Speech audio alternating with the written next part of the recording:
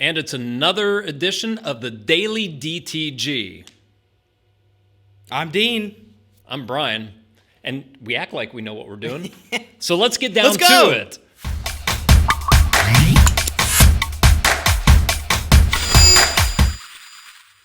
All right, Dean. It's another Daily DTG. It is. It's a whole new year. I was going to say, it's the start of a new year. It's actually been abnormally warm here. I hear Star Wars. And I should probably turn stuff off. Turn it off. First rule of a podcast. And it's somebody we both know. So I'm doing this There right we here. go. Oops, I'm doing this. Shut off. That's so rude to our listeners. I know. I feel bad. Oh, so that starting guy. all over with that, it's been cold. And... But we haven't, for here in Ohio, I know a lot of people got a lot of snow. California right now is going crazy with flooding and rain. We haven't really had much of anything outside that really cold snap, and I'm waiting for that good snow. I love it. I can't wait. The crazy thing is it's been warm enough. I've actually gone paramotoring, and it's been warm enough to do this in Ohio in the middle of winter. I'm either totally stupid for doing it, or it's been warm. It's been warm enough to actually do it. Yeah. So, It's just gray. I hate it. But spring's coming. It is. Spring is coming, and that's a beautiful thing because I look at it like this: the brand new year. There's a lot going on. And it's a time to reflect. You know, everybody does New Year's resolutions. I really don't do that. It's a good thing. I think it's a good thing to do. I don't have a problem with people that do it, but I look at it from, it's a new year. It's a chance to reevaluate our business, what we're doing, why we're doing it, what should we be doing, all of that type of stuff. And that's what makes it exciting. So it's like, hey, it's a brand new year. Let's go out and kick some butt. Set goals to achieve. High. Aim high, as my standard saying. Everybody's tired of hearing it. You know, shoot for the stars, take what you get, and if you blow up on the launching pad, at least you went somewhere. You did something, and it's harder to hit a moving target. You'll miss 100% of the shots you don't take. Exactly, right? And I would rather go down swinging, at least be, I guess, the author of my own demise. Can I trademark that? Yeah, there you go. You got it. I got to be the author of my own demise. And, you know, I don't know. So, anyways. Well, it is. So the new year for me is the same thing. Like, resolutions always get broken, right? I'm going to work out this year. Guess what? You're going to work out for later. 2 weeks, maybe a month, and guess what? You're back to your old habit. Which I actually am doing that right now. I'm like getting up at 5:15 and going, and I'm sitting there going, I got to learn to embrace the suck. Well, it takes about a month. You get 30 days into your habit, and it'll stick. So if you can get to 30 days, do it. Yeah. And it's just a matter of showing up and doing something. It is a great time to reflect and to go into the new year with that optimism and, you know, the attitude of, hey, this is a fresh start. Let's get after it. Here's what we want to do. How are we going to get there? And that type of mindset can carry you quite a long way. Absolutely. Yeah. And I think you actually you have to think that way. You do, especially as a business owner. Yeah. You have to have, I joke about it, and this is... Or even the entrepreneurial mindset. The entrepreneurial mindset. I was going to go with anybody that has their own business or is thinking about it, and I'm sure you can relate, it's like you swing between being totally terrified to being totally exuberant in the same day and bounce back and forth multiple times during that. Yeah. And it's like, and there are days I joke with my kids. I'm like, they're like, how was your day? I wanted to curl up into the ball, lay in the gutter, and cry for my mommy. But typical day, right? Yeah, typical day. You know, but then I realized, hey, the sun will still come up tomorrow. The birds will still sing. So you got to embrace the suck, get through it, and, start to you have to want to make these things happen. Yes. So your mindset. Brian Walker. Yes. Oof. Please, I'm trying to look for a fancy word, but it's not coming to me. But can you let us know, like, how you got into this and how your experiences pretty quickly. You know, we got to hear about all about me. Let's hear about you, man. And your story is really cool, but how have all of your experience shaped the way that you are now and the way that you think about business and go about life?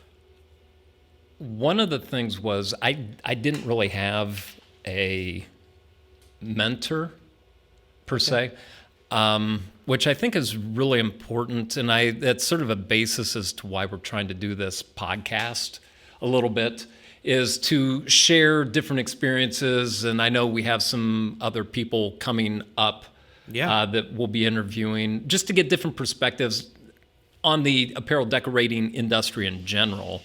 But, oh my gosh, I got started back in 1985-ish, give or take, while I was still in high school. I took some industrial arts classes. Screen printing was one of them. And I mean, we're talking back when we were cutting rubylith with an X-Acto knife and taking that and applying it to the screen and then printing and, stretching your own wood screens and all that stuff. Nailing them. Tension. What's tension? Is that tension. Important? There was no tension. Yeah. It's like one color. It's like ding, ding, ding. Yeah, that's tight enough. Flick it. Registration. What? Why is this out of registration? I don't know. It might be because the screen is like doing warped a little bit. It's like stretching as you pull the squeegee across. But I learned how to do that in high school, and hopefully we will have very soon a very good conversation with somebody who got me into. I blame him for all of my woes in the industry. It's his fault. There will be differing viewpoints on this. So I blame him right now today for getting me into the apparel decorating Hotel California, where you can never check out. Well, which we mentioned. Once you're in the apparel industry, you don't get out. You can never leave. Never leave. And there's a song there. Yeah. But so I was doing this in high school, enjoying it because it was a different challenge and creative outlet. Yeah. Yes. I can't draw. I'm not an artist. I'm a graphic artist. I can see things. Yeah. I kind of have an eye of what looks good, but I can't draw worth mean stick figures. That's as far as it goes. My wife, on the other hand, she can do artsy stuff, and she's getting really good at it. Yeah. And she just picked it up at, I won't say what her age is, but she just picked it up. Yeah. Well, it's been actually probably quite a while, but the past couple years, she's really gotten into it. But, being in the apparel decorating industry, you do have to have an eye for what looks good. But circling back, so I was in high school, and this individual, Alan Howe in the industry. Alan. We will. Which I have to put in here. He has a podcast as well. Yes. Every Friday, him and Marshall Atkinson put on a phenomenal podcast. I highly suggest anybody in the industry, please listen to those guys. It's sponsored by good stuff. GSG. It's great. They always bring up very poignant topics, and we're gonna have him on soon. Hopefully. Very soon. So, Alan, it's all your fault, though. It is. It's all your fault, Alan. I blame you for all of my woes. And there's a whole story behind that. But anyways, he was like really fresh, young. I think he was like 19 or 20. And he started, I believe, working for J Products out of Cincinnati way back. It was mid-'80s. And he happened to just be calling on the high school where I attended, and was in talking with the one teacher, Joe Pry, and Joe's like, he pointed out some of I was doing like 4-color bootleg stuff of a certain cartoon, which I won't mention what it is. I want to see this. I've actually still got the artwork. It looks awesome. Cool. Yeah. But it was one of those things where, I was doing 3-4 color screen print stuff where most of the other kids are just doing single color because they're just goofing off. I was like on, and you had a homemade press too, right? No, not at that point. No? I was still doing everything at the school, and we were sort of just doing prints on paper and did some transfer stuff, that type of stuff. And anyways, so they drug me out of class to meet Alan. I'm like, oh my gosh, I don't even know if I was driving at the time. 1985, I probably was 15 maybe at the time. And he got introduced to him, and I'm like, okay, here's an older guy. I'm thinking I'm 15, right? He's 19. He's old. He's older. He's out in the real world working. And you have to remember, I believe Alan at that point in time was out of Detroit. Leave it at that. In mid-'80s In mid-'80s. not even like Detroit at its prime. So, anyways, it worked out where somehow we finagled the opportunity. The school let me go with him in his car to Pittsburgh. You and him. To a screen printing shop, just so I could get an education. And it was under the guise of education. This would never happen in today's society and school. My parents, it was like, yeah, but, Alan's like, you got to, your parents have to approve it and the school has to approve it. The school let me take the video camera from the school. I mean, we're talking the big VHS, on your shoulder. Oh, my gosh. So they let me check that out. Do you still have that tape? I have to find it. And oh my gosh, that would be hilarious. So we drive over to, it looked like Beirut. Bombed out section of Pittsburgh, one of the worst areas. Of course, I'm 15. So my recollection might be a little fuzzy. City. This is 1985, yeah. First trip to Pittsburgh. the big city outside of where we live, which is Amish country. Yeah, I went to college there, so I know all of Pittsburgh. But this was in a really rough section. Yeah. Third or fourth floor of this bombed out warehouse, bootlegging NFL and collegiate stuff. And they were installing, and this is my educational trip for high school, right? And here's how to break the law, kids. Oh my gosh! And they actually had the holographic seals and everything too. They were putting on the bootleg product in the cards. Gosh. I mean, they were full tilt. Wow. The guy had gotten busted, I think, before. Alan can give the whole story, but the guy had gotten busted before, and fined. They confiscated all his equipment. And he's like, I don't care. I made like $800,000. He'd go out and just set up another shop. He'd buy new presses. And while we were there because they were installing a brand new automatic press. Oh, okay. In conjunction with the 2 or 3 others they already had. And Alan was consulting or Alan was selling stuff for J Products. He was selling them. I think he sold the equipment, if I remember correctly. Inks and all that. So he was distributor supplier type thing. And so I just remember the guy. And I have it on video. It would be funny to pull this. We have to get it from VHS to digital. The guy goes, he has this piece of paper, and he goes, it was a check for $50,000 or something like that. He goes, chink, chink, chink. And this, kids, is why we do what we do. And it was just funny, and I'm sitting here going, I'm not thinking anything of it. They had piles of rejected shirts. It's burned into your brain now. He goes, you can take whatever you want. So I pulled out like all these collegiate rejected sweatshirts and that, and I came home with this big wad of stuff. And I'm ignorant. I didn't know it was bootlegged. I didn't know. I mean, it was like totally illegal what they were doing. But it come to find out, it's like... Did Alan know? Alan knew, I think. Let me refer. I don't know. I can't speak for Alan. We will have to ask Alan because that's a good question. Plausible deniability. Yes. I don't know if he knew or not. I would like to think he probably didn't because he's taking you there as a student, right?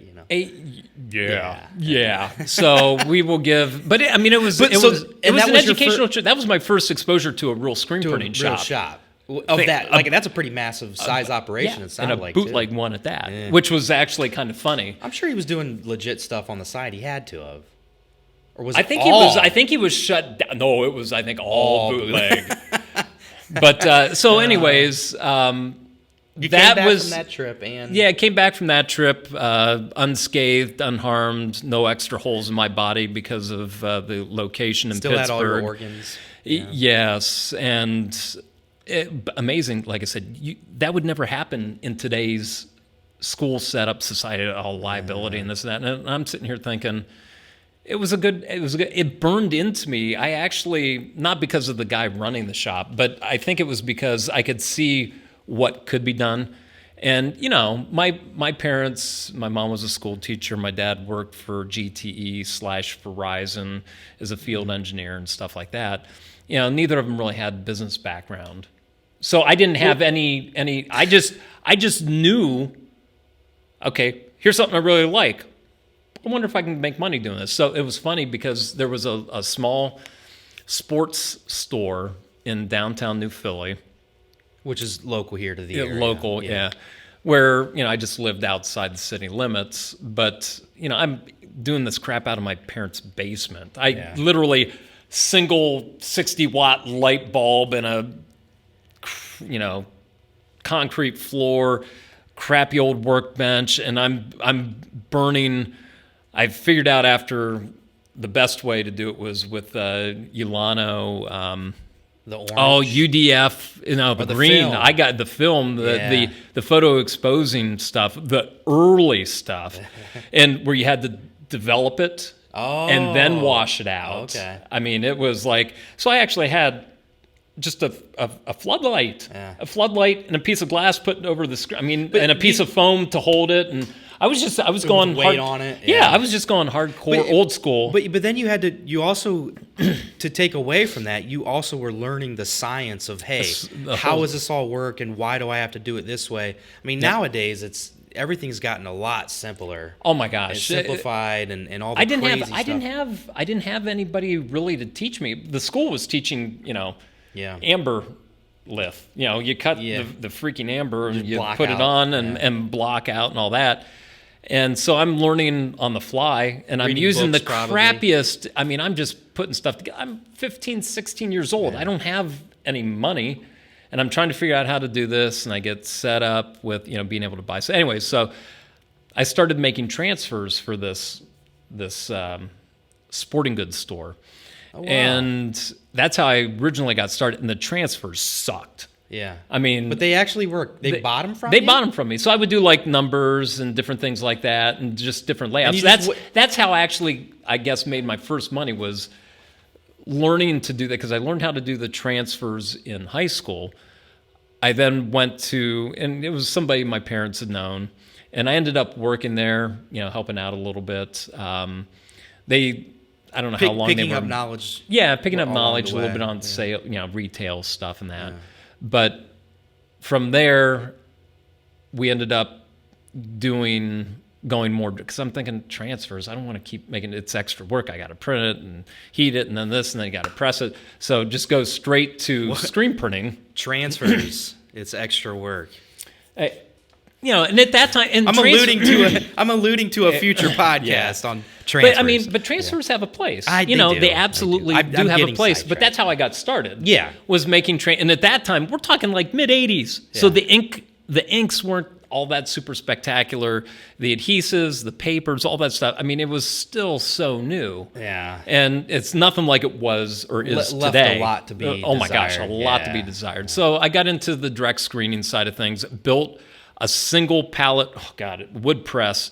I think my mom has pictures somewhere. It literally had 2 pegs. Yeah. It was like the shape of a platen with ears on the end that went through the pegs. So I would take this board off, load a shirt, stick it on the platen, or stick it on those 2 wooden pegs. Those are your registration pegs. That was the registration, and it was only one color. And then I had clamps. And the funny thing is they were made by C.M. Jessup at the time, which I didn't know the guy, but I'm actually friends with now. Because Jessup, Jay Jessup. So, hey, Jay. And then that came down and screened it, lifted it up, lifted that whole board off, put it under a hanging flash panel, basically, and that's how I cured it. It cured. Yeah. So it was a wood board underneath the flash. This tells you a whole lot. Young kid not thinking about much. This was in the back of my parents' garage. Okay, no insulation. Potbelly stove for heat. I'd have to go out. Get the stove 45 going. minutes, a half hour to 45 minutes to an hour before. Get the wood stove burning to heat it up like crazy in the middle of winter when it's like really cold outside. Then what do I do during cleanup? Spraying the lacquer thinner in an enclosed garage with a potbelly stove and an open flame. Well, it's this is literally kind of amazing. A lot about how you think now. Maybe melting a couple brain cells back. It was amazing that I didn't actually blow myself up. To be honest with you, if my parents knew, well, they know now. But it's that all I take from that was a great story, because we all have, like, when you get started, you don't know, so you're experimenting. But behind all of that is your drive. Yeah, well, you have youthful optimism for, hey, I'm going to figure this out. I'm going to make it work. It's something that I find interesting, yeah. and you just do it. What was funny was one vacation, and it is, you get started and you make do with what you have. Then when you upgrade, you go, oh my God, how did I ever get along before? I've got this. You appreciate the things that you upgrade what you did, because you're like where you came from. Well, we actually ended up, we would always go like over spring break to Myrtle Beach. And thank you, Mom and Dad, for all of those memories. I think that a lot of that sort of shaped, because as a kid, it's those things that sort of shape you. Yeah. And since I was sort of in screen printing, it was funny. Myrtle Beach is the mecca of transfers and all that. Yeah. I actually got my first transfer press from a shop down in Myrtle Beach, I think for like $150. It was a piece of crap. They just wanted it out of their store. Yeah, they were. I'm like, I walked up and down the strip asking, "Hey, do you have any?" Haul it back home with yeah, you and too. we had to. Somebody actually we knew that was down there hauled it back because we didn't have room in our little car. Yeah. So we got that, and then I ended up upgrading to a man, the industry magazines. Today are relatively minuscule. they're print's kind of print is dying. I mean, this is it's a decent sized magazine. I shouldn't say that. This is decent. Graphics Pro. I mean, they put this out every other month or so. No, it's every month. Every month. Every month. Between impressions and that, this Graphics Pro was printware and this and that. But back then, they were back thick. then. It was 400 pages, 500 pages. I mean, and 90% of it were ads. Yeah. And I found this place out of Florida. I remember plain as day. I'm leafing through and I go, oh, it's like $500 for this 4-color press. Catco. I'm printing shirts. I'm saving, scraping money. I don't have a dime to my name. I scrape enough together. But you saw your goal. You set a goal. Yeah, I wanted I gotta get this. I go because I know this will make it easier. I'm using wood blocks and pegs to do 1-color shirts that I have to pull the platen off and manually try to put a shirt over it, put it back on, print it, take it off. I mean, it was about as efficient as fishing with dental floss and it was just horrible. Yeah. But I got the press in, and at that time one of the first things I did was trying to print a 4-color, so I did that, and I actually still have one of those shirts somewhere. Oh, that's cool. But then actually my senior year in high school, there was an arson. The high school burnt. Ooh. And we were out of school, I think, for 2 weeks. And during that time, I came up with the idea of, it started mainly in the library, but I mean, it destroyed a lot of the school. The sprinklers going off. And, So we created this campaign, We Will Survive, and it was a 1-color front, black on a white shirt, and red on the back. It said, We Will Survive. The front was like newspaper clippings and different things like that. And, the resolution, the DPI resolution on it wasn't super great, but I mean, it was a fun little shirt. And I was out there.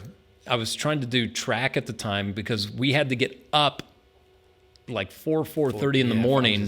School started at 6, I think, at the local university and Buckeye Career Center, which was a vocational school for high school kids. So we had to coordinate with college and get in early to try to get a lot of the classes done because we're sharing the rooms and sharing the whole school and everything. So during that time, I would be up till like 2-3 in the morning printing shirts and then have to get up at like 4:30 to go to school. And I'm trying to do track. I got mono during the whole thing. My dad, God bless his heart, is out there trying to help me. I'm doing the printing. I think he was there it was probably all foreign. It was more. I brought my dad to my shop one time and he's like, he knew what I did, but I was like, Dad, you want to print a shirt? And he And this, I was doing this with the wooden pegs. I was doing this with the wooden peg setup, not the actual good Catco thing. Yeah, okay. And I wouldn't even call it a good press because it was a $500 wood press with legs and this was a crappy wooden press? Oh yeah, it was all. It was a wood base with a single tee between some really crappy nylon rollers for registration. I mean, all it was loose. nothing like a good halfway decent press today. Yeah. Which, if you're looking for some good presses out there, I won't name drop anything right now because I don't want to. We'll bring them on as a guest. We'll and they bring. can tell us Actually, all about it. I think so because they do a lot of stuff with DTG too. Okay. Dryer wise, but anyways, I know what you're talking about. Yeah. so they.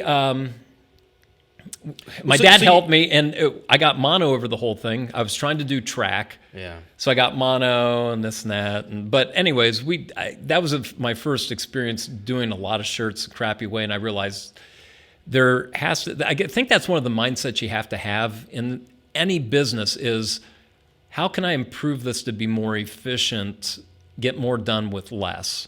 Mm-hmm. Because you're in it to make money, obviously, or you're just doing it as a hobby. Yeah. And if you're trying to do it as a hobby, you shouldn't be doing it. Pick another hobby. Yeah, pick a different that hobby. will drive you insane. And it can be expensive. But hey, some people do it as a hobby, and that's fine.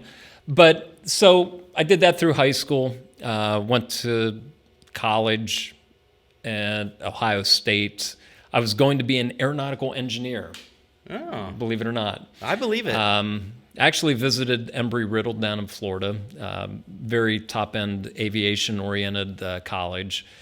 I was going to go into the Air Force. I wanted to fly, but because my eyesight sucked, I couldn't pull that off. And one of the other armed services said, well, you can fly for us. And it's like, I'm like I don't think so. I've seen that happen. Yeah, you can do this. And then it's like, nope, you're just going to be cook, or whatever. But anyways, so I didn't end up doing any of that. And my first year at Ohio State, I realized, what am I doing? I love flying, love aviation, but everything I've done has been business. So I changed gears my first semester there, actually, and went into business administration. And I still did screen printing through college. I would come home. Things back home. Yeah, things back home. Or, I tried a little stint of selling bootleg type. Not boot. It wasn't really bootleg shirts at Ohio State. Similar brand. They were just offshoot stuff, and I didn't have a real success. I didn't have a real success doing that. But went through college, worked doing different things with, driving buses at Ohio State, and worked at the OSU research farm, which was kind of cool. That is cool. But outside of that, after I got out, I got a job in the real world. I joke about the real world. That I actually had to wear a suit and tie every day. I called it my monkey suit every day. I don't see it. Hated it. I worked there for a year, and then we moved back to Ohio. We got married at that point in time, my wife and I, and we moved back to Ohio, and I had to do something. So Go back I just went back to what I knew, and that was screen printing. Good fallback. And started up basically in a friend's basement at the time to the back of, this is fun, back building of mid-op printers. This is way back. You wouldn't remember them. But they had a offset printing shop, and the guy was a beautiful guy. Let me set up in their back section where they would receive paper and everything. And it was cold as crap in the winter. And I built a little office and I had my press. That's when I bought my first conveyor dryer and first vinyl cutter and all that. But it was in the back alley. The entrance was in the back alley behind a strip club. Oh, I know. I know where you're.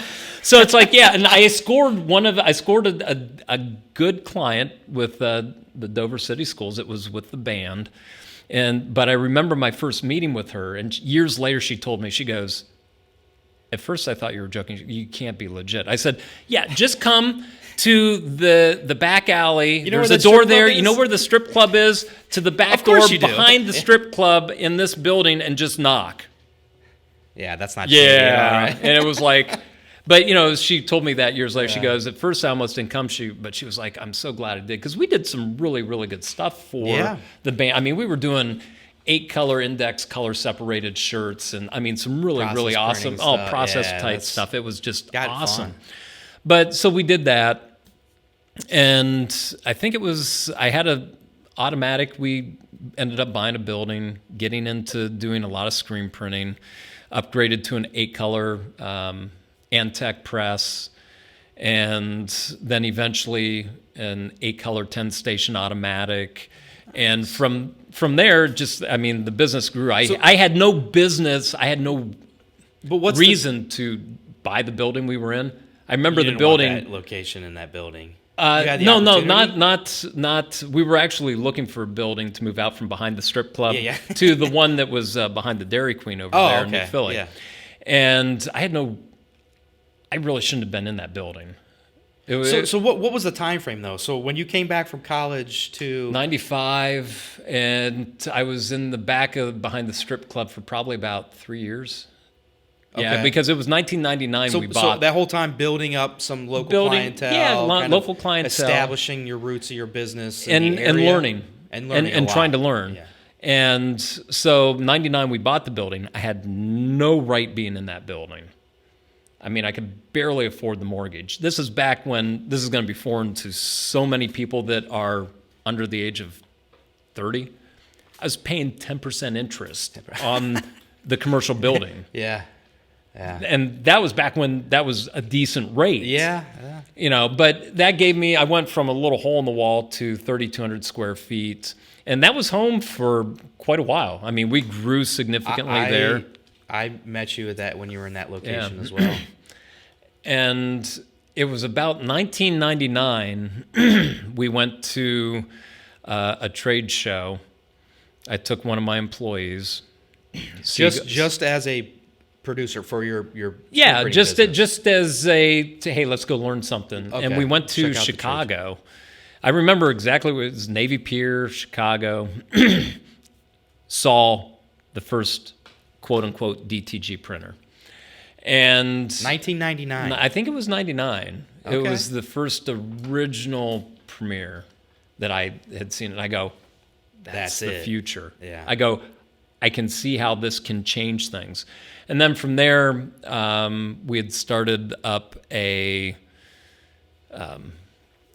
not a bulletin board, but like a forums type thing. Yeah, forums are. And at that point in time, there was a couple out there, but we had built one up fairly decent. And I was doing a lot of cost analysis comparison between screen printing and direct to garment, because that would have been about 2003, 2004, 2005 area, 2003, 4. And I graduated high school in 2003. Yeah, there you go. Of course, like I said, I got started in 1985. So do the math. The year I was born. Yeah, that was 38 years ago, which is actually, I'm the old guy in the room. Now I remember when I was back then. I go, man, that guy's really old. I'm that guy now. No, you're not. No, yes. There's a lot of guys that that are still in that are still in the industry, like Alan, who's only 4 years older than me. Yeah.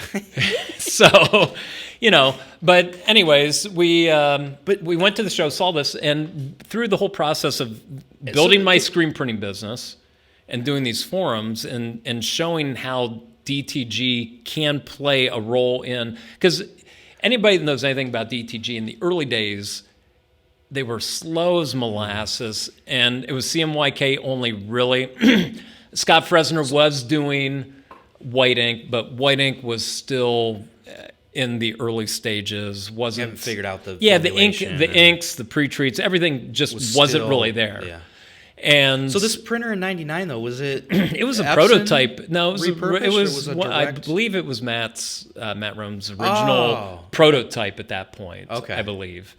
And he can correct me on that, but yeah. I didn't meet him at the show. I just went and saw the printer. You just remember that machine. I just remember that specifically. It's like the first time I laid my eyes on a physical, the GT 541. That's when it clicked for me. Like, it's like, oh my gosh, what can be done with this? Yeah. Yeah, the possibilities.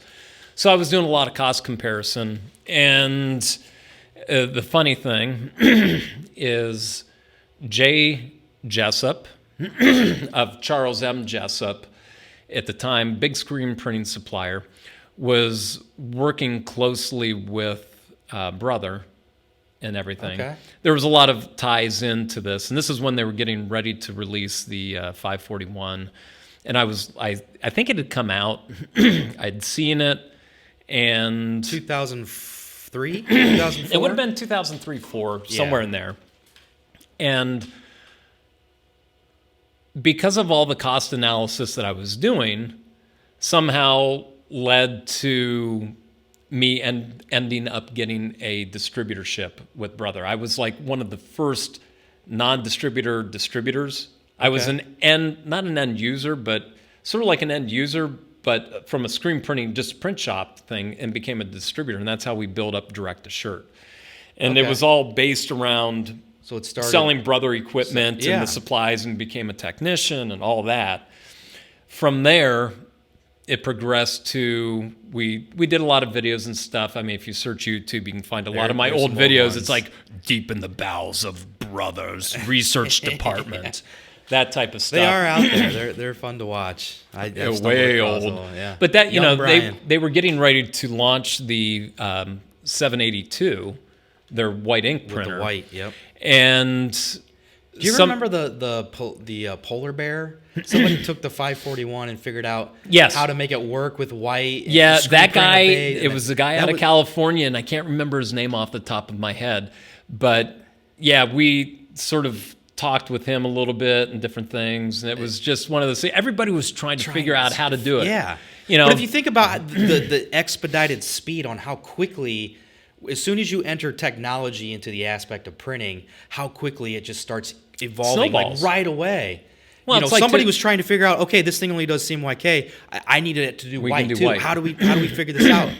And how do we make it faster? How do we make everything better? How do we do? I want to achieve this, and that's it. And that process is still going on today. Yeah. You look at the big printers. We need to print 200 plus shirts an hour digitally. The M&Rs, the oval jets, all that stuff. We need to do spot color type stuff. So you've got hexachromal, 6-color machines, 8-color machines, whatever. Yeah. So you can do more spot colors and achieve a wider color gamut. It's just fun to see it happens so fast.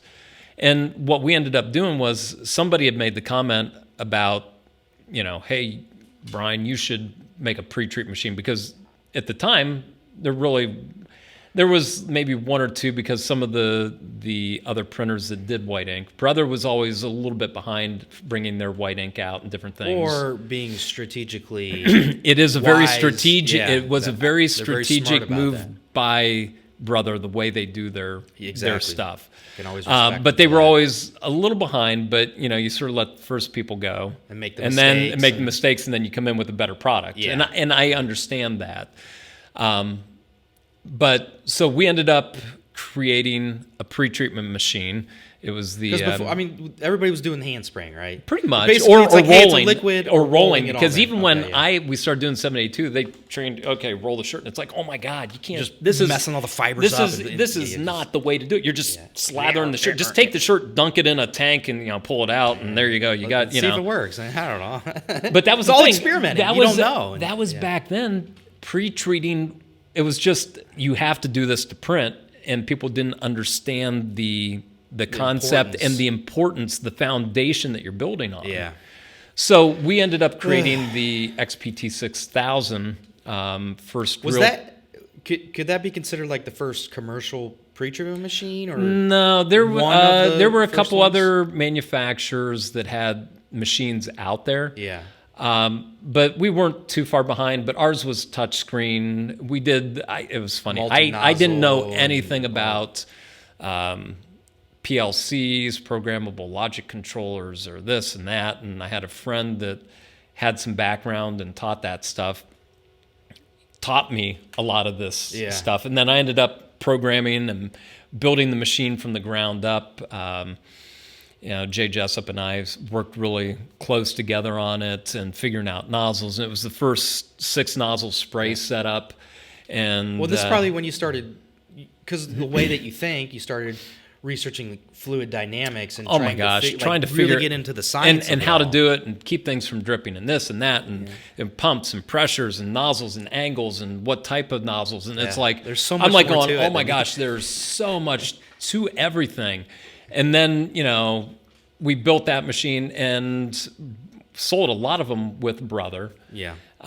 Just because it was technically we sold them worldwide, and because they needed a way to do that. And I remember one of my first service calls was right after we had just put it out, Moose Jaw, Canada, in February. Ooh. The Like middle of -8 nowhere, Canada. And I fly up, I get in the car, I'm driving along. It's the tundra. There's nothing up there. It's cold as crap. And I get to this shop, and it's you learn from what what you see out in the field versus what you do in manufacturing.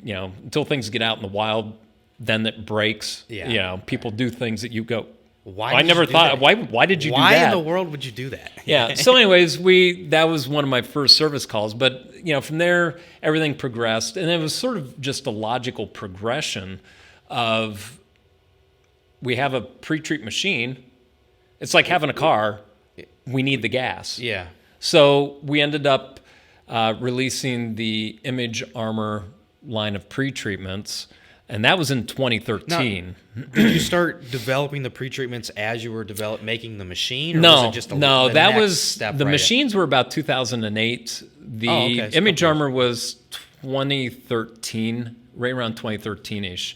And we came out with the Image Armor Dark, and which was actually pretty good competition to DuPont at the time. Because everybody told me, "Oh, you can't compete against DuPont. Nobody can Nobody can create anything as good as DuPont." Blah blah blah. And I'm like, "Don't tell me I can't do something." It's sort of like the pre-treat machine.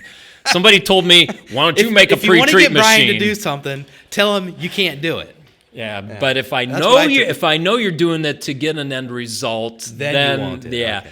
But if it's done to peeve me off, then I will go after it like a chihuahua, nipping at your Achilles heel until you fall over, and then I'll eat you from the legs up. But so anyways, it was 2013, and we introduced the Image Armor pre-treatments. And then from there, things just sort of grew, and it's like we realized pre-treating sucks. Nobody likes to pre-treat. Yeah, and we make the stuff, and we can tell we're truthful. It sucks. We understand. Well, at that time, a lot of people were still hand spraying. People still do it, and I know. Why? I know. That's another podcast. I'm really going to attack you, and I hope you feel personally offended. If you're still hand spraying, but people can do it, and they can do it well. But I agree. We'll save a lot of that for that, because you can go. Now we're going to go bunny trails on things, and we got to sort of stay focused here. But the big thing was the shirt. The shirts. It was about 20. I remember 2014, 15, in my basement at the old shop, because we were at that point. I'd already sold off the 20. Yeah, I'd sold off the business, and we were downtown. I'd moved my offices downtown. It was about 2009 or 10. Because I bought. If you listen to the last podcast, Who the F is Me, Dean, I had bought Brian's original business that he had sold. Off of somebody who bought it from me. Somebody that they sold to and ran it down. Yeah, and I got it in 2012. Okay, and this probably was about 2009 or 10, because that was the first year I took a vacation.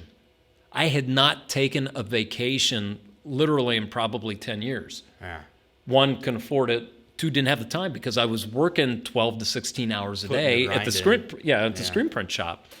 So we had sold that, the printing shop and everything, and we were making the pre-treat machines. And after they had moved out over to the industrial complex, I took over my old building again, and that's where I remember we set up shop.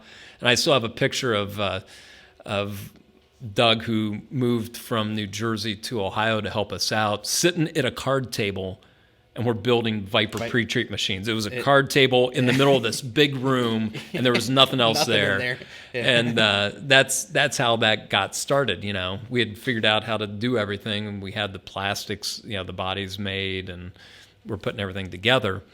But and now we do all that here. Yeah, we do everything here, all the manufacturing, CNC cutting, research, design, development, all that here. But it would have been 2014, 15 in the basement of that building. I had a whiteboard, and I recommend this for even my son does this now. An idea board. Yeah, just just write write it stuff down. up on the board. It's like this, and this, and this. And I sort of had a goal of 6, 7 different things, and I'm like, okay, what are some of the things that we could do that people in this industry hate? And one of them is get rid of Or pre-treating. do better. Yeah. Get rid of pre-treating. Well, you can't really get rid of it because you still have to pre-treat. So we came up with the concept of shirts.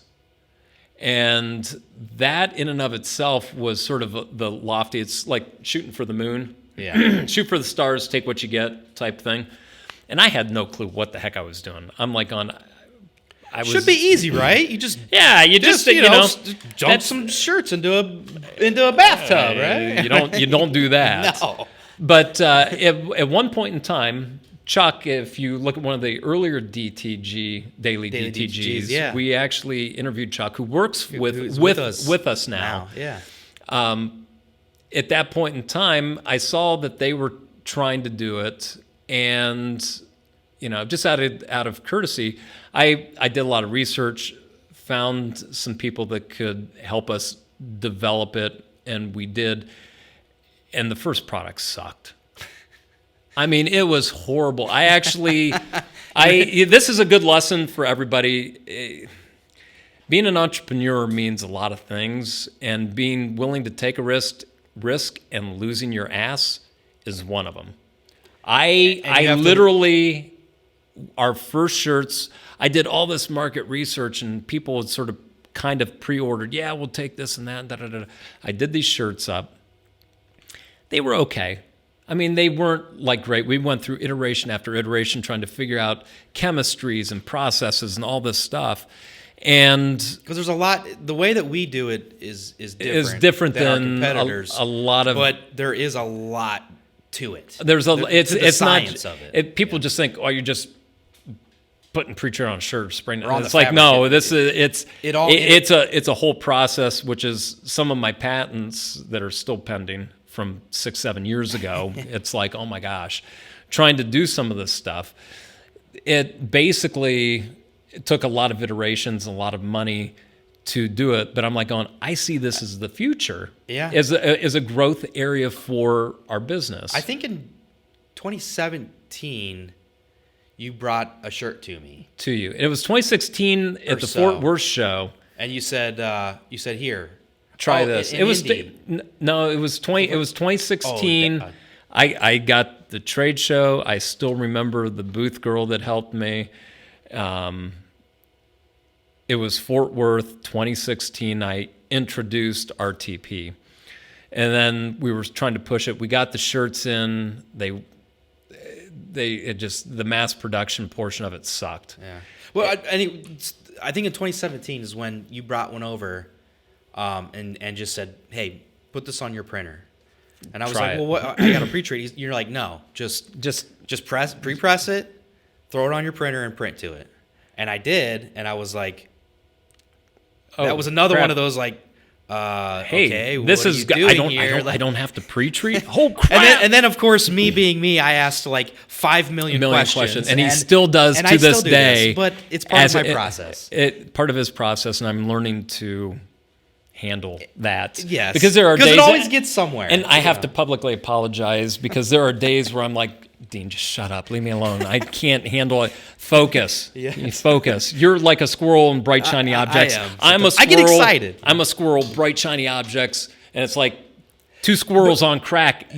One of us has to not be doing that. But I mean, it was at the time when I first did that. I'm like, wow, this is a game changer. Yeah.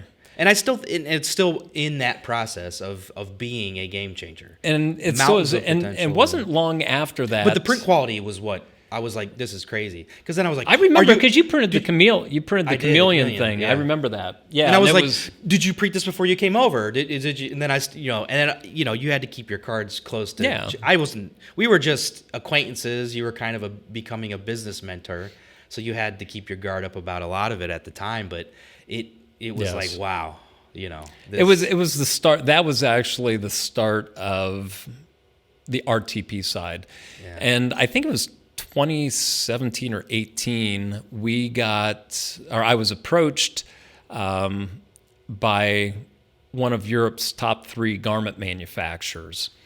And they saw what we were doing, and we struck up a relationship. They had tested some of the product. We were having, there were sizing issues because there's a lot to the garment manufacturing process that people don't realize. And I was being taken advantage of because I was ignorant on so many different aspects of that whole industry. And the funny thing is I'm still extremely ignorant on a lot of this because there's so much to learn. Yeah. I mean, it is amazing. So I guess one of the things that you have to take from a lot of this is anytime you're in business, realize that you don't know anything. Even if you think you're an expert in it, realize there's always somebody smarter than you out there, and they will eat your lunch. If you let them. But you can learn from that. Yes. So, I sort of I had a very bad experience with developing the initial RTP shirts. We developed this relationship with the Sola Group out of Paris, and I believe I'd have to look. I think it was 2018 or 19 that we officially developed a partnership there. And that's when the RTP really took off because of my partner in crime, my counterpart, I guess you would say, over at Sola Group, Clement, wealth of knowledge and all this. And we were able to take my knowledge and his knowledge and mush it all together and create a really freaking good shirt. Yeah. I mean, it really, I think it's one of the top shirts. It's the top DTG shirt out there. Yes, that is a shameless plug. But in reality, I haven't found a single person to deny that claim. Yeah. Print quality is untouchable. Yeah. And it goes back to the process. And we've been able to continue developing and enhancing and making it better and everything. And that's the it's like the with beauty everything of else it. we do here too, or you have to do even for yourself. And And you've done along your whole journey. Well, and that's the thing. You have to take what you've learned from before. The standing joke is what doesn't kill you makes you stronger. Yeah. In this case, what doesn't bankrupt you can make you stronger. And to be honest with you, I've had to dig myself out of multiple holes. Yeah. Even when I had the screen printing shop, I've been there. dug myself out of a hole. When I was doing the distribution of the DTG printers, had to dig myself out of a hole, just because I have the bigger vision of everything. And when I first started with the shirts, I had to dig myself out of a massive hole and try and recover from that. But it's crazy that you have the wherewithal and the perseverance to power through. You don't have a choice. Keep your head up. You don't have a choice. Well, a lot of people would give up. But People do give up. Like, I get that's why it. businesses close. I understand you have to that. have that mindset. The mindset you have to have is there is no going back. Yeah. There is no alternative. I NSD, have to do baby. whatever I have to do to make this work, because if I don't, I lose everything. Literally everything. Yeah. And especially when you're talking When you get that far into it. And that much money, there's no option of failure. You have to succeed. And I think it's that mentality of, like you say, the NSD, never say die. That's my motto, man. Yeah, never say die. Mine is, again, set lofty goals and achieve it. And Melissa here hates me because it's like, we can't do that. We don't. I'm like, we have to do this. You have to find that balance in your life. The people you work with. It's like you and I here bounce stuff off of each other. But at the same point, it's like, okay, we got to focus. Dean, focus. Same thing with me. Everybody here, I think, does the same thing. It's sort of like, okay, reel back in, Brian. Yeah. Come back to reality a little bit. Yeah, but that's a nice, bright, shiny object, But that's where I think, and it's difficult because when you start off in business and you're by yourself, whether it's any business, you're doing everything. Sales to production to, packing to delivery to everything. All the business, You're wearing everything. all of the hats. And it's difficult to transition from that to bringing your first employee on and still doing that to where one of the books, there's a book out there called Crossing the Chasm. Yeah. And I need to reread it. I can't tell you who the author is off the top of my head, but I have the book at home. And it talks about the phases that businesses go through. And that would actually be a really good book to talk about as far as business and direct-to-garment, what we're doing. Because you have to transform not just the business and what you do as an owner in the business. My personal journey has been from nitty-gritty, and I actually, I miss going back, sitting down, physically building something, programming it, trying to figure it out. How do we make it better, tweak this, that, da-da-da-da-da. Now, I have a guy that is great at that. It's like, hey, Cody, just do this. This is what I want to do. Go do it. And so from that... You're still involved in the process. Yeah. I feel like sort of like, I don't compare myself to Steve Jobs, but it's sort of like, he said, this is what I want to do. You guys figured out how to take all this and fit it into this. I'll dabble back with shoot brainstorm. Yeah, but that's it's like, okay, hey, let's look at this and that, da da da da.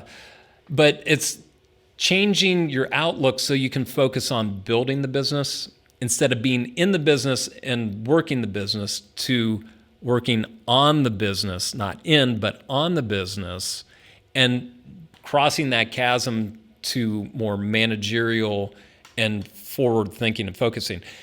We've got a good group of people here now where my main goal and focus is I'm trying to look 5-10 years down the road. Yeah.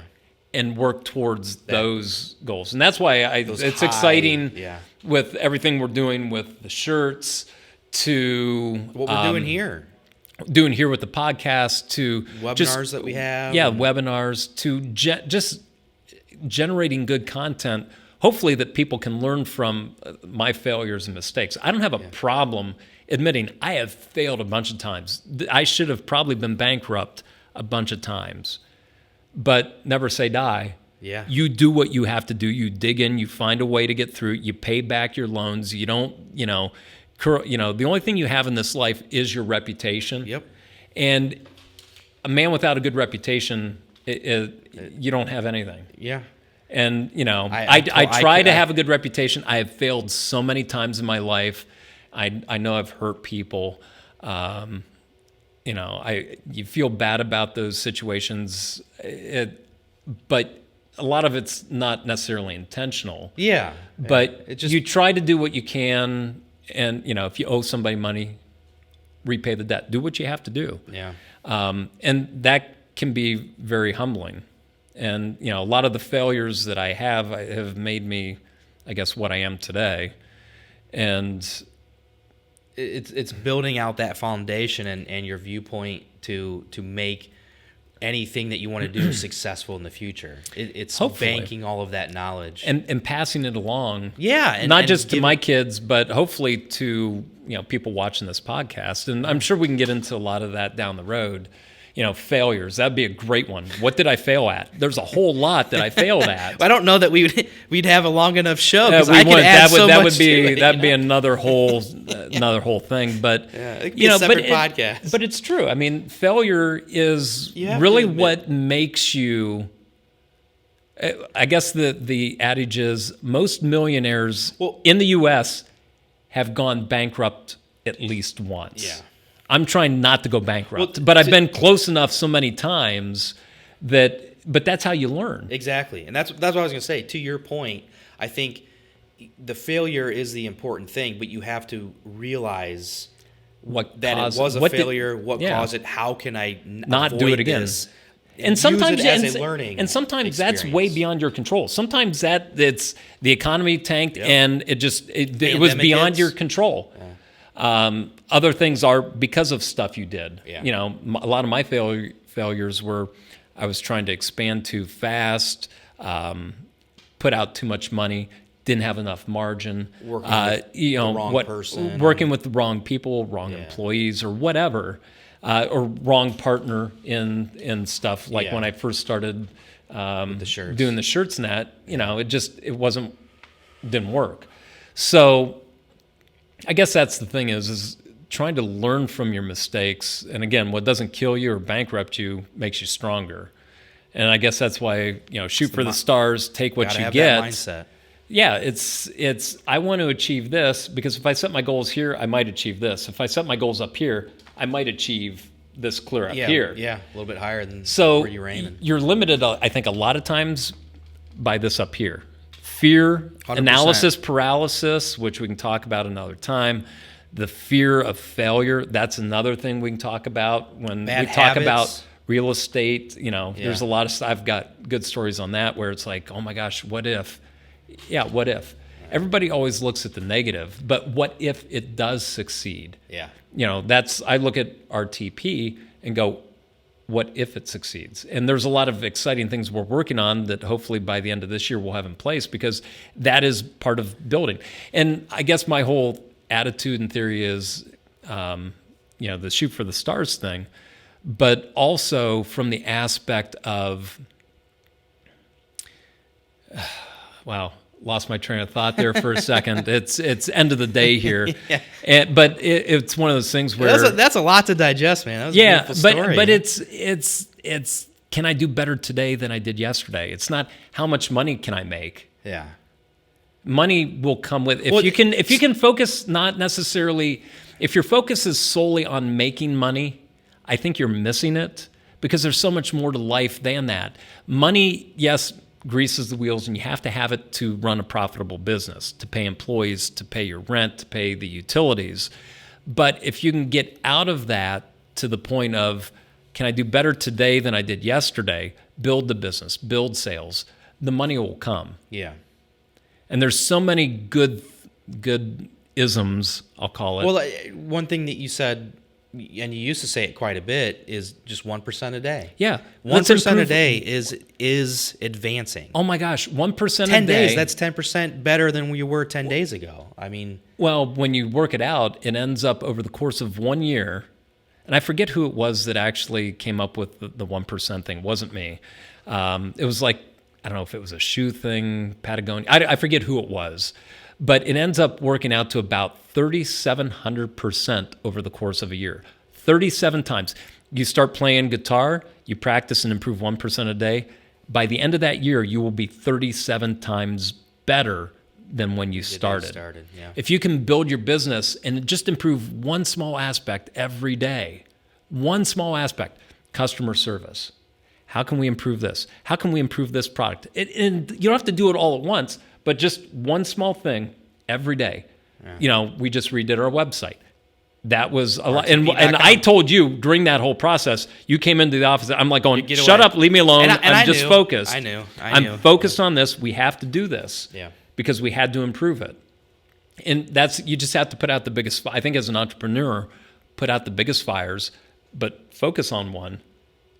Get it done, do the best you can with it, and or find somebody that can focus on it and let them do it. Yeah, delegating. And, we're probably going to have to continue this because we are running out of space and time to do this. So why don't we continue this? Man, that was a lot to digest. I know, but we can continue this. It was beautiful. On the next one. That's just a small snippet of what you have to offer. Life experience. Yeah. And it's funny because I look at it and like I said, I'm the old man in the room at trade shows anymore. No, and I say that half jokingly because I don't feel old. Yeah. I'm going to go down in a ball of flames.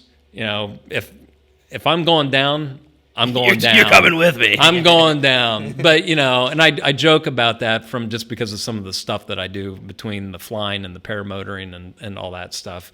And yes, I did actually blow myself up once. Yeah. Spent time in the hospital. Yeah. Long story. We'll get there. We won't get. I don't think we're going to cover that topic. Although my wife does not let me play with certain things now.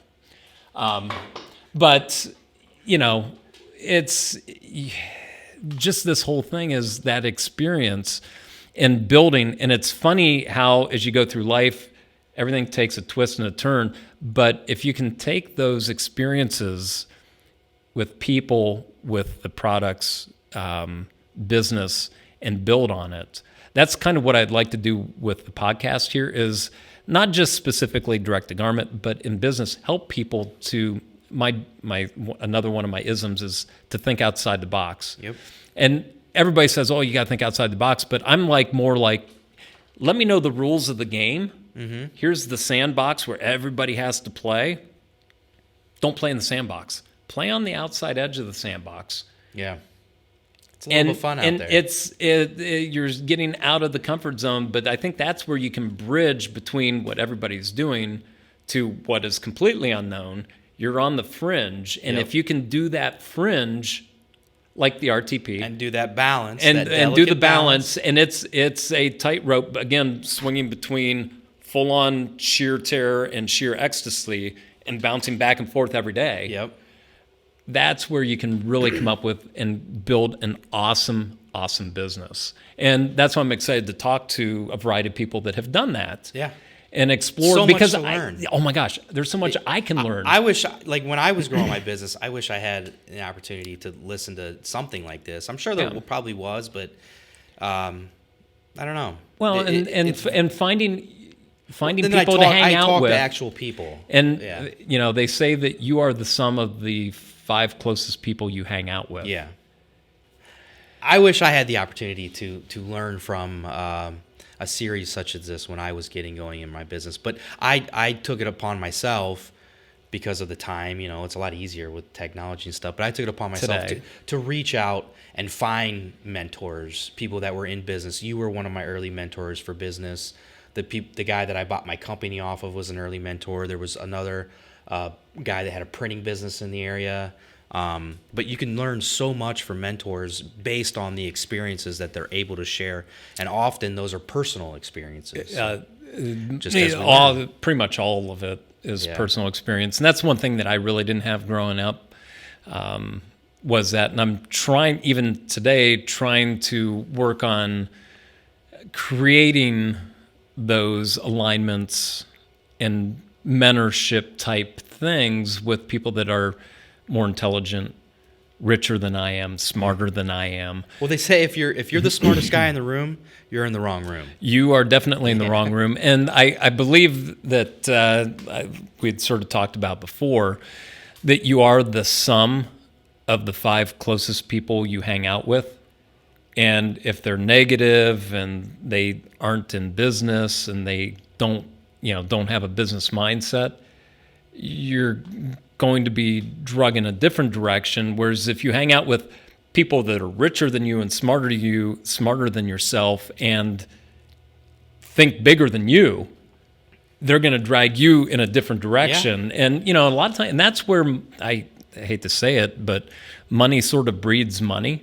Mm-hmm. Type of a thing, because you're going to think, and that's one of the, I really want to do a whole segment on thinking differently, thinking outside the box. Like we were talking about here's the box, but playing on the fringe. If you play on the fringe, you don't necessarily know what's outside of that, but everybody else is in the sandbox doing their thing. Sometimes you have to jump outside the sandbox to make an impact. Yeah. And it's, the old adage. You think of all the people that have made major impacts. That's exactly what they've done. Oh, yeah. It's like they threw caution to the wind maybe a lot of times. And sometimes, a lot of the times it doesn't. And a lot of times you get your butt handed to you. And that's the gamble that's the fear of that gamble that a lot of people aren't willing to take. Fear of failure will get you nowhere. But what about the fear of succeeding? Is that a real thing? Do people have a fear of succeeding? Or are they the same? I don't do it because I'm afraid I might fail. But what happens if I do succeed? Do I know how to handle it? And what do I do with it? And to be honest with you, I think that's a real thing that we can maybe explore another time. But anyways, to bring it full circle though, I had this shirt I bought when I was younger, T-shirts, and on the back it had this quote, and I wore this thing. This is probably the shirt I wore the most growing up, enough to where like the image was falling out, it had holes in it and stuff. My mom finally threw it away, but the back said, "If you're not living on the edge, you're taking up too much space." Yeah. Kind of goes back to Yes. the sandbox and everything else. But You yeah. can be one it's on of a them. t-shirt, of You can course. be one of a million people and you're all the same, or you can really try to push yourself and do something. Life is way too short It is. to It is. just exist, in my opinion. But there's more to life than just making a lot of money. I think it's making an impact in people, making an impact in whatever you're doing. In this case, hopefully DTG for us in the apparel decorating industry and whatever else lays down the road for us. But actually trying to improve and make things better for people. Yeah. And share that knowledge so that my whole theory, I guess, with my kids is I want them to do, like most parents, do better than I've done. And in doing so, hopefully they can build on my knowledge and stand on my shoulders and go beyond, elevate way even beyond, higher. Yeah. way beyond where I'm at. And this is kind of harsh. I've told all my kids, I'm like, from a young age, I've taught them taxes, and they're always saying, well, you always talk about politics and business and da, da, da. But they get it. They understand a lot of it. Yeah. But I told them, I said, I'm not leaving you when I die. If you don't know how to make money, Yeah. run a business so they can be profitable, so you can take care of other people and make their lives better. I'm not going to leave you a whole lot of money. Why would I? So you can spend it on vacation homes and vacations and stuff like that? No, take that knowledge, take that and build upon it. I didn't have that when I Here started. are the tools. Here to are the make tools. It work. And money And- is just a tool. Yeah. And there's so many adages. We can go on forever, and we'll cover those in a bunch of other segments. We'll get there. But anyways, so that is my story, sort of in a nutshell. There's so much more to it. Yes. I feel like in the movie Shrek, it's like they talk about an onion. You peel back a layer. Yeah. And it's like another layer and another layer. There's so many. Everybody has that story, and I find that interesting a lot of times is hearing the story and how people get to where they're at, especially really successful people. I mean, look at George Washington. I read this book on him, and it was like, holy mackerel, unbelievable, his journey from basically nobody to surveyor to president of the U.S. The first president. And the crap he had to deal with. And Yeah. it's funny, we think politics are bad today. Oh my gosh. That whole era, I think it puts to shame what we've got, but it's all relative to everything. But anyways, that's another whole topic. So let's wrap this up here. It's been fun talking. It's been fun learning and listening. I learned some things. I thought, I know quite a bit about good old Brian here. Hopefully not too much. But I learned some other things, and, again, this is all a tool to better your business and better your mindset for the coming year. And to think differently. And to think differently. There you go. Yeah. It's not just putting ink on a shirt, right? No. It's a mindset. Is. It's not just a life. It is, and it's not just a job. You have to love what you do. If you don't, I'm telling you right now, life is too short. Quit and find something you enjoy doing. Yeah. Period. If you don't enjoy what you do, you're wasting your life. Don't jump in the deep end right away. Just stand back, look at it, and really evaluate it. Yeah. Really evaluate. Are there things that I could be doing differently to make this better? Is it offering me an opportunity to be something that I enjoy? And if you are constantly checking no on all of these questions you're asking, then yes, you need to switch gears. It's not working out. Yeah. It's not going to work out. You're putting a square peg in a round hole. It's sort of like having that desire. I get up, I want to go to work. I don't go to work. I get up and go do something that's fun. It's a challenge. And again, we can go on and on and on forever about a lot of this stuff. But, you have to enjoy what you're doing. And from that shapes your experiences. And from there, shapes your business and how I think actually a lot of times how you function in business. Yeah. And I would rather try to build an honest business, give good value, create products people want and need. Yeah. So I can When go you home can and stay- sleep at night Yeah. instead you can stand of behind what you offer. yeah, instead of And feel good about it. taking advantage of people or a situation or whatever, that's part of it. And I think if you do that from the get-go in building a business, that follows you. It does. Your entire, and people go, okay, And I it can makes do it a business with lot- him. I'm not doing business with him. Yeah. That person, no way. Strive to be one of those people that people want to do business with. Yeah. That will allow you to grow and be more successful than you probably ever thought of or dreamt. You might not get that quick cash, but in the long run, it's going to be a much smoother ride. It's not a quick cash thing. No. I've been in this industry 38 years, and I'm still it's trying to figure it out. It is possible to get that quick cash in this industry. People do it all the can. time, but those people don't survive. They Not come typically, and they, but and you know they what? fall out It's a lot of it most is of the time. part luck, part preparation, part business savvy, right place, right time. There's a lot of things. And like I said, I've made enough of my mistakes through this whole journey. I just want to learn from those, teach my kids how not to try to make those mistakes, and hopefully share some of that with other people so that they don't make the same mistakes. Because they have again, a leg life is way too short. I want to see I love seeing people succeed. I love seeing people do better than me on things. Yeah, I do too. Just because I get excited. It's like, dang, You that's a figured it great. out, I'm like, that's a great. Why didn't I think of that? That's great. You could do this, and this, and this, and this. And it's like, oh yeah. I'm like on.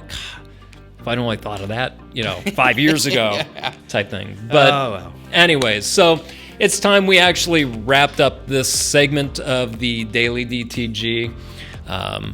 It's been fun sort of sharing my story, and hopefully we can continue sharing business and stuff about the apparel industry and everything else. Yeah, we're going to start getting into the real nitty gritty. As always, you can follow us on our Facebook, Daily DTG. We have an Instagram that's going to be dropping some cool stuff, behind the scene things. But we are open to all of your suggestions, your topics, things you want to talk about, tips, tricks, business related. And actually, if you and have all a of really the cool in-between. story, would love to talk with you on the air that, maybe share your personal experience on. We're all here to just share and grow and make ourselves better as well as the industry better, because this industry, it's very tight, but and it's growing very fast, but it has so much more room for growth and potential and opportunity. It's going to be really exciting. And there might be some things that are said here that trigger new things, so who knows? So anyways, with that, we'll wrap up this segment of the Daily DTG. I'm Brian. I'm Dean. And we'll catch you the next time on the Daily DTG.